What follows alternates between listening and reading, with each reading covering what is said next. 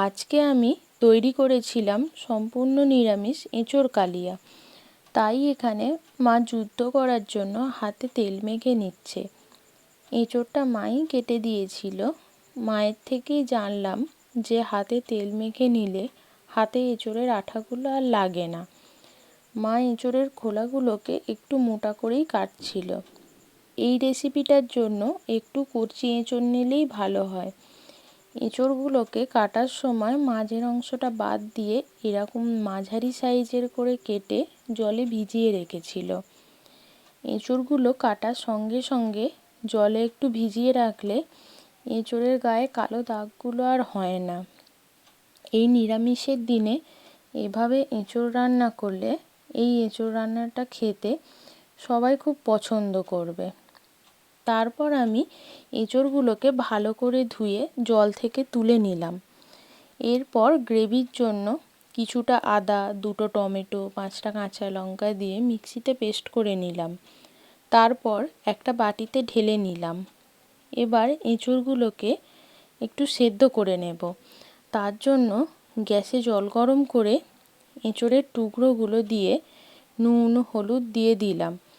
তারপর এগুলোকে একটু সময় নিয়ে সেদ্ধ হতে দেব। আমি প্রেসার কুকারে করিনি, আপনারা চাইলে প্রেসার কুকারেও এগুলো করতে পারেন। এরপর এঁচোড়গুলো সেদ্ধ হয়ে গেলে এগুলোকে একটা জায়গায় তুলে রাখলাম। আগে থেকে মাঝারি সাইজের আলুগুলো কেটে নুন, হলুদ দিয়ে আমি সেদ্ধ করে রেখেছিলাম। এবার এগুলো একটু ভেজে নেব।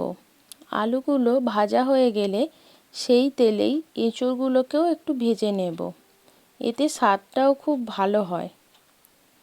এঁচোড়গুলো একটু লাল করে আমি এখন ভেজে নিচ্ছি।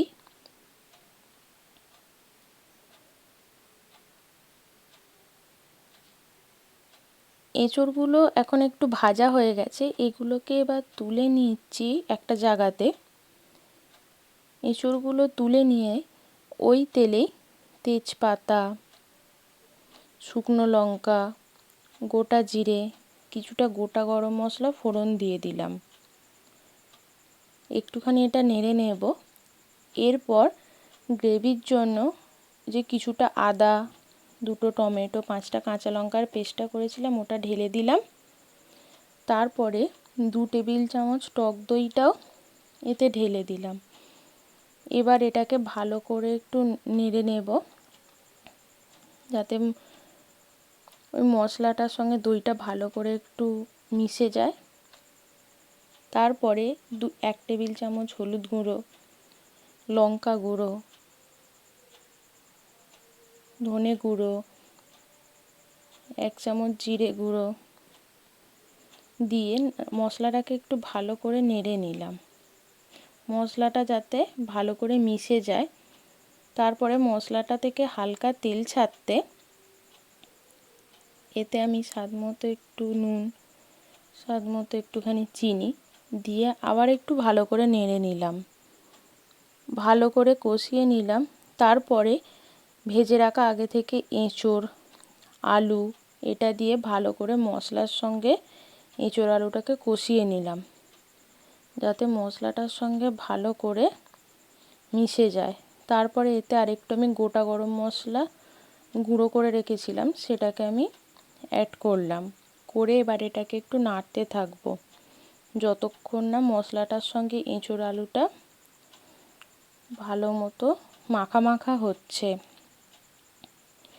এটা মাখা মাখা হয়ে যেতে আমি গ্যাসেতে গরম জল করে রেখেছিলাম। গরম জলটা একটু একটু করে দেব আর মশলাটার সঙ্গে এঁচোড়টাকে ভালো করে নাড়ব যাতে টেস্টটা আরও ভালো হয়।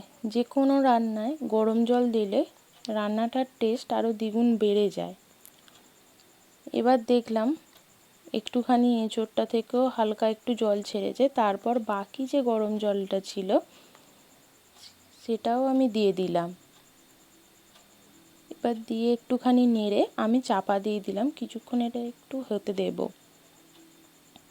কিছুক্ষণ হয়ে গেছে, এটা আমি একটুখানি নেড়ে নিলাম। নেড়ে নেওয়ার পর আমি এতে 1 চামচের মতো ঘি অ্যাড করলাম। নিরামিষ রান্নায় ঘি অ্যাড করলে রান্নার টেস্ট আরও দ্বিগুণ হয়ে যায়। এরপর আমি গ্যাসের ফ্লেমটাকে বন্ধ করে কিছুক্ষণ চাপা হয়ে সেদ্ধ হতে দিলাম। আমার এখন এঁচোড় রেডি। আমি একটা জায়গায় তুলে নিয়েছি।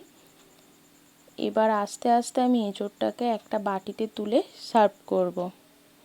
এটা খুব খেতে ভালো হয়েছিল, বাড়ির সবাই খেয়ে বলেছে খুব ভালো হয়েছে। আপনারাও এটা ট্রাই করতে পারেন।